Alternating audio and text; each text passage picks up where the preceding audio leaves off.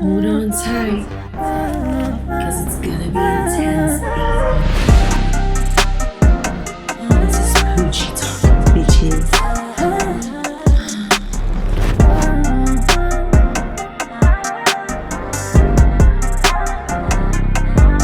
Hold on tight, it's gonna be intense. This is Poochie Talk, bitches.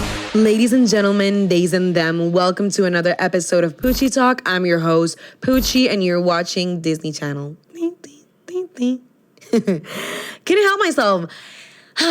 Guys, I'm not gonna lie, esta es la segunda vez que grabo esto, and maybe I don't have la misma energía que tuve la primera vez, but you know what? That's none of your fucking business, and you're here to listen to a show, and you're gonna get it, okay? Welcome to Poochie Talk. We're gonna talk about the MadonnaWhore Complex. What is this, and why are you talking about that? Well, I'm talking about it because my mom just came back from Austria, and do you know who's from there? Yeah, the cunty bitch himself, Sigmund Freud. He was the one who created this complex. He's a psychoanalysis pioneer. He literally is the father of psychoanalysis, and he did tons of neurotheories around sexuality and the non-conscious mind. He coined the term ego. In the early 1900s, he was finding a lot of patients, male patients, with this complex that they either see women as a whore or as a saint. Loving the saint, desiring the whore, but never intertwining both. And as this goes by, he at first lo asimiló con todo lo que la asimila. Freud's the one that is obsessed with mommy and son relationships. He said that the Madonna figure resembles a little bit of the love and respect that men have for their moms. That to me is just weird. Understandable, but weird. Yeah, basically that is the MadonnaWhore Complex, is these two categories that men put us in, where one is the Madonna, that she's a virgin, pure, innocent, passive, submissive, domestic, motherly figure, where then there's this other stereotype that is the whore, that is a independent, outspoken, sexually liberated woman that probably cuando te la pintan en arte y en película, she is this like dark figure that satisfies the men in secret, or is just outcasted from society for being what I just said, a whore. Obviously, this term is outdated. It's based on, él también based it on cultural and religious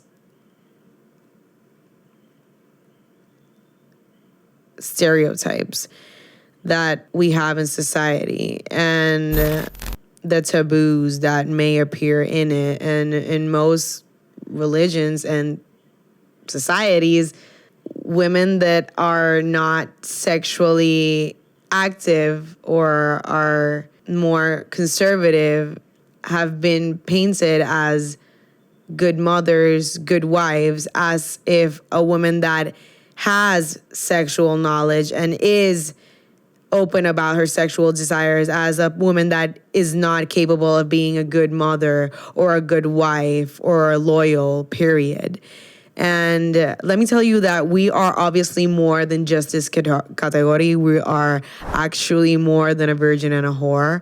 There's more than us than those two categories. These are just two of the moral fantasies that some men have towards us women. And that's what Freud was trying to show us. And obviously, this gave men an excuse back then to have mistress.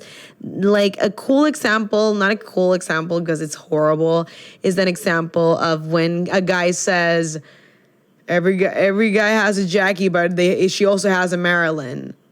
Jackie being the Madonna, the mother of his children, the first woman, the first lady, and Marilyn being this sex icon that was just an ongoing scandal in society back in the day, and she was outspoken, sexually liberated. So it's a very good example of the two archetypes, if I may say it like that. I don't know if that's the right term. And another good example is Sex in the City. Charlotte is a classic Madonna, and Samantha is the whore. Listen, the Madonna is one step away of becoming the whore in the viewer's eyes. The viewer with the complex, I'm saying. The moment Charlotte, I don't know if you guys have seen Sex in the City, but in one of the seasons, Charlotte is with Trey, the guy he's before the bald guy. I don't remember his name. Fuck, I love him. Before the bald guy, there's another guy that his name is Trey, and he was having problems performing because he didn't see her with the same eyes. Like, he was, like, super nervous because it was his wife and he was seeing, like, she had sexual desires towards him. Cuando todo este tiempo, pues, ella se estaba pintando como esta santita, pero llegó el día de la boda and, well, rip my brains out, buddy. But then wasn't the day that you asked me to wait for. And then when I'm being a complete slut for you and only for you, you're gonna slut shame me. That's exactly what she did. And then she started touching herself in front of him to see him that she's allowed to have sexual desires. They eventually ended up breaking up.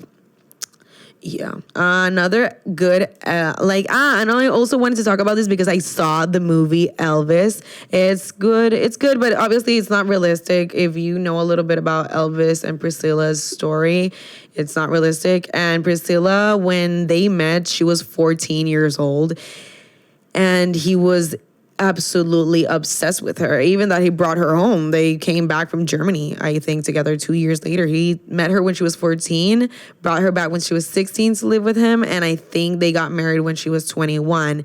Either way, when they end up like breaking up, and she tells him, and she has told press that the sparkle died in his eyes. It wasn't the girl that he met. It was now a full-grown woman that was living off his money, and she birthed to a kid. And she was his Madonna at first, but then turned into the whore. Easy peasy lemon squeezy. But as I said, the MadonnaWhore Complex, it's based on the viewer's point of view. The illusion is from the one who is seeing it, because in Quasimodo, Esmeralda was a whore in the eyes of Cloud. That was, I don't know if you guys remember that. And in the eyes of Quasimodo, she was this angel, holy figure, because he saw the value in her and saw her as a woman of good. Like, she was a good woman. The other one saw her, he was racist with her, and he didn't like her because of her culture, but still sexually desired her and even blamed her for making him have those unholy thoughts. Crazy. I'm giving you just a little bit of like films and that I've seen this. In Black Swan, you can totally see it. The Natalie Portman, I think it's her. She is debating with her normal, a girl calls her frigid. He always said you were a frigid girl. Like, they always see her, and everyone was on her ass for being too good, for being too hard on herself, like too perfectionist. And then when she lets loose, she goes insane. She literally has a mental battle trying to supply the version, the fantasy that the teacher wanted. Him, like that the dude that we hate him wanted. Another thing in Jane the Virgin, I'm trying to show you how this affects women, because como is a female written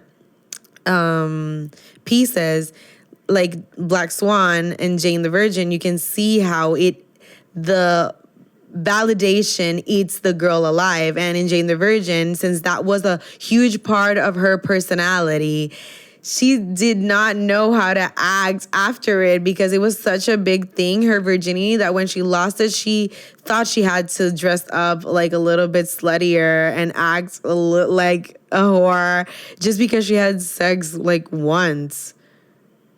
An adult with a guy that she loved. Pathetic.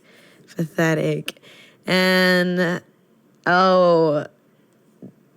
it was also very weird. Britney was in the pedestal as the Madonna when she started her career because she opened up and said that she was a virgin. And lots of people were like psycho about that information. They were like como que super on her ass about, did she lost her virginity? Did she really fuck that people or that person?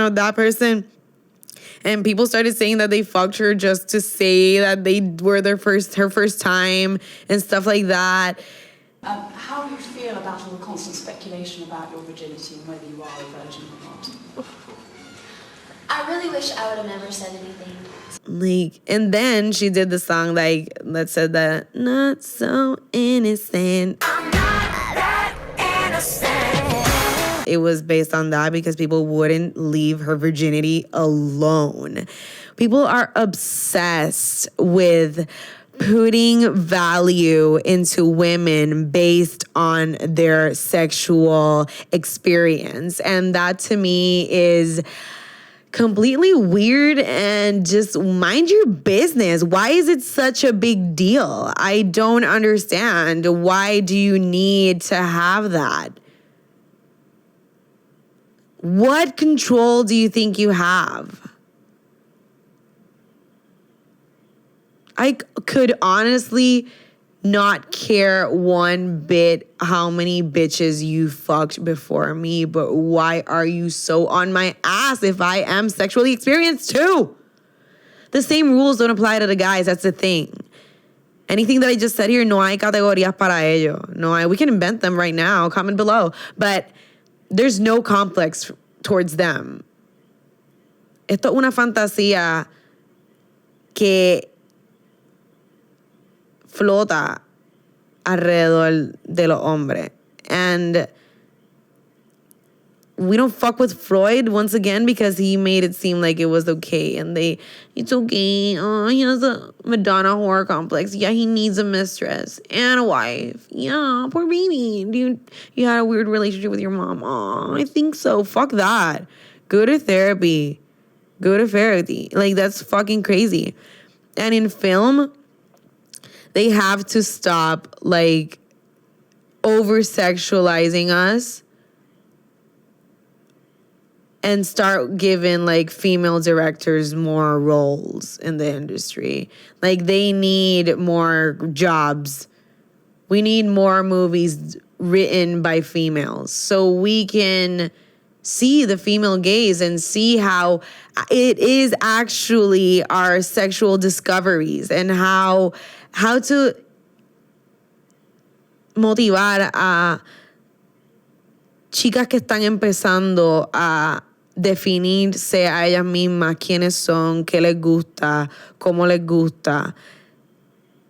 Y no seguir empujándole esta idea de que tu pureza viene desde tu sexualidad y que tienes que ser callada y sumisa y pasiva para que un hombre la traiga. Como que a real man will love you just the way you are and you will be more than enough. I can assure you that. It's crazy. Pero nada, I just wanted to talk about this because it, aunque no lo crean, nos afecta en el diario de hoy, nos para de hacer cosas. Like, maybe you're not a prude, but maybe you don't want to text first. Maybe you're pre-planning the sex so you don't look easy. Not sleeping on the first date. Pretending to be a chase cuando en verdad como que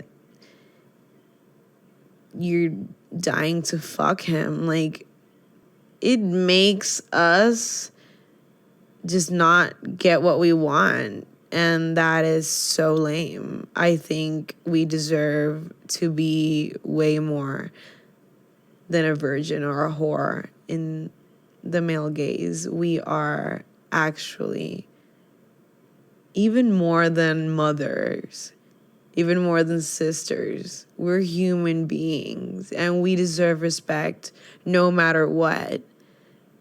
It is sad that just because you see me as a sexual object, I could literally ruin your life by pretending to be a virgin or just fucking you like a whore. It's just sad. But at the end of the day, not all men. I hate saying that, pero tengo que aclarar. Not all men. That's when I have... Por eso es que tengo expectativas, porque yo sé que no todos los hombres nos categorizan solamente como puta y vírgenes o como just wifey or for the streets. Like, but we still... There are in society a few men that are like that. And I just want you to know that fuck that. Fuck that fantasy. Fuck that validation. Do you. You're iconic. You're sexy. You're empowered. You're way more than your sexual experience or your sexual innocence. If you are a virgin, if you are a prude, do it for you. Don't do it to be like esta purita de la sociedad. I personally don't know many girls that are like that.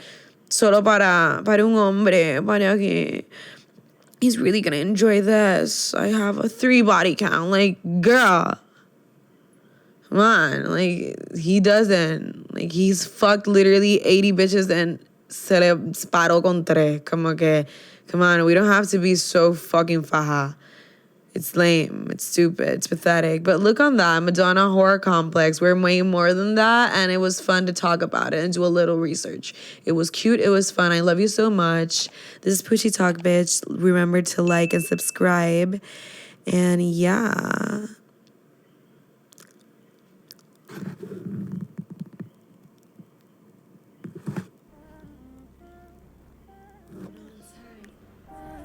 Whoa, whoa, whoa, whoa. I'm out, bitch. This is Poochie Talk.